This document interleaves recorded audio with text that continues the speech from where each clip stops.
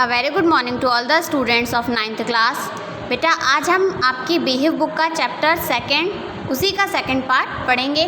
First part हमने पढ़ा था एवलिन के बारे में। अब सेकंड पार्ट है हमारा the shehnai of Bismillah Khan. That means यहाँ पे जो चैप्टर है उसमें क्या डिस्क्राइब किया जाएगा, बिस्मिल्लाह खान की स्टोरी बताई जाएगी।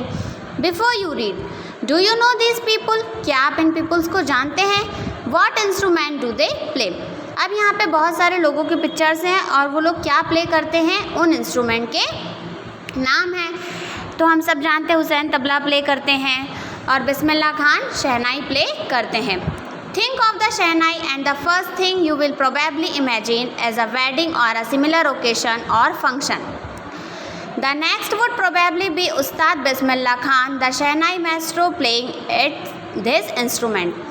अब अगर हमें शहनाई की बात करें तो हम अगर शहनाई को जैसे ही शब्द यूज़ करते हैं या बोलते हैं तो हमें क्या समझ में आता है कि यहाँ तो कोई बड़ा ही सी फंक्शन है या शादी वगैरह है, क्योंकि उसी में शहनाई प्ले की जाती है। और सेकेंडली जो थिंग आएगी वो बिस्मिल्लाह खान के बारे में आएंगे, क्योंकि वो बहुत अच्छा शहनाई बजाते थे, उन्हें उस्ताद कहा जाता था। Emperor Aurangzeb banned the playing of a musical instrument called pungi in the royal residence.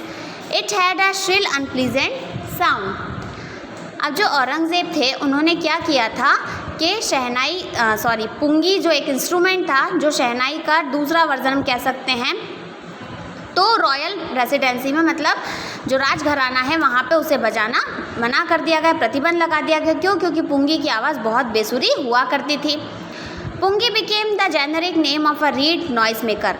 अब पुंगी का नाम शोर मचाने वाले वाद्य यंत्र में आने लगा। Few had thought that it would one day be revived. A barber of a family of a professional musician who had access to the royal palace decided to improve the tonal quality of the pungi. अब ऐसा किसी ने नहीं सोचा था कि एक नाई जो रॉयल पैलेस में राजघराने में जाके पुंगी की क्वालिटी को इम्प्रूव करके वहाँ उसका वादन करेंगे। He chose a pipe with a natural hollow stem that was longer and broader than the pungi. फिर उन्होंने एक ऐसा पाइप चुना जो कैसा था, साइज़ में थोड़ा सा लंबा था और चौड़ा था, और पुंगी के मुकाबले वो थोड़ा सा वाइड था आगे से। Made 7 holes on the body of the pipe. और उन्होंने क्या करा, वो जो पाइप उन्होंने लिया था, जो बांस लिया था, उसके ऊपर 7 होल बना दिए। When he played on it closing and opening some of these holes soft and a melodious sound were produced. अब फिर उन्होंने क्या करा, किसी पोर पे अपना हाथ रखते और किसी पे खुला छोड़ देते, और ऐसे करके उन्होंने जब उसमें हवा ब्लो करना स्टार्ट करी तो एक बहुत ही मधुर सा संगीत की ध्वनि उसमें से उत्पन्न हुई।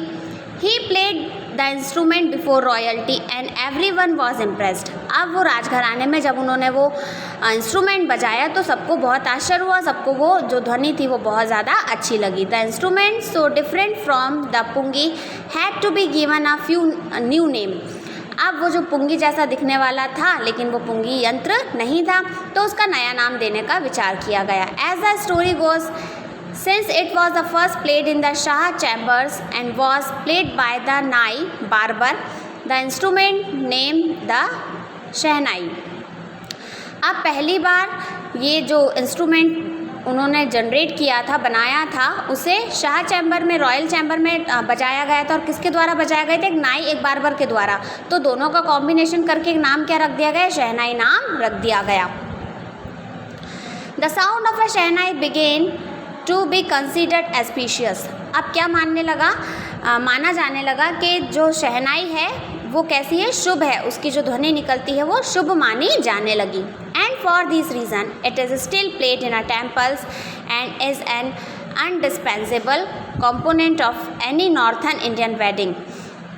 फिर मंदिरों में अब ये बजाई जाने लगी और नॉर्थन इंडियन जो है रीजन, वहाँ पे शादियों में भी इसे बजाई जाती है क्योंकि इसे शुभ माना जाता है। In the past the shehnai was a part of a नौबत और a traditional assemble of a 9 instrument found at the royal court. और जो नौबत होती थी उसमें इसका काउंट किया जाने लगा। जो शहनाई है फिर नौबत के अंदर इंक्लूड कर दी गई। राजघराने में 9 तरीके के वाद्य यंत्र बजाए जाते हैं 9 रत्नों के द्वारा, तो उनमें ही इसको शामिल कर लिया गया। Till recently it was used only in a temples and a wedding, और आज के दौर में ये सिर्फ शादियों में और मंदिरों में ही बजाई जाती है। The credit for bringing this instrument on to the classical stage goes to Ustad Bismillah Khan. अब ऐसे इंस्ट्रूमेंट को एक इंटरनेशनल लेवल पर लेके जाना, क्लासिकल स्टेज तक लेके जाना बहुत डिफ़िकल्ट काम था, लेकिन ये पूरा श्रेय किसको जाता है? उस्ताद बिस्मिल्लाह खान को। उन्होंने शहनाई को इतना ज़्यादा पॉपुलर कर दिया कि क्लासिकल स्टेजेस पे भी क्या बजाई जाने लगी? शहनाई बजाई जाने लगी। As a 5-year-old, Bismillah Khan played gilli danda near a pond in an incident estate of a Dumraon in Bihar. अब एक 5 साल का बच्चा जो कौन थे? बिस्मिल्लाह खान थे। वो क्या खेला करते थे? तालाब के किनारे गिल्ली डंडा खेला करते थे। गिल्ली डंडा एक गेम होता है, एक छोटी सी स्टिक बोल सकते हैं हम उसको, जिसके ऊपर एक बड़ी सी डंडी से मारा जाता है और फिर वो उछलती है, उसे गिल्ली डंडा कहते हैं। तो वो बिहार में उनका बर्थ हुआ था। He would regularly go to the nearby Bihari ji temple to sing a Bhojpuri Chaita.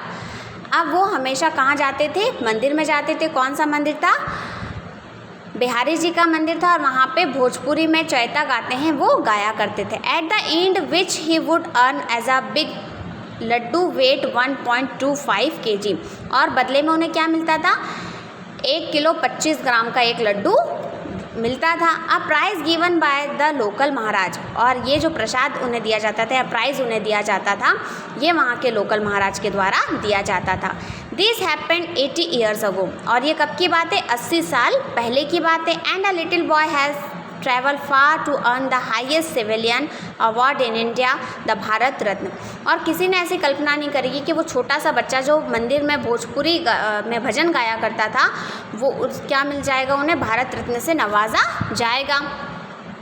Born on 21 मार्च 1916। अब इनका बर्थ कब हुआ था? 21 मार्च 1916 में हुआ था। इनका नाम था बिस्मिल्लाह खान।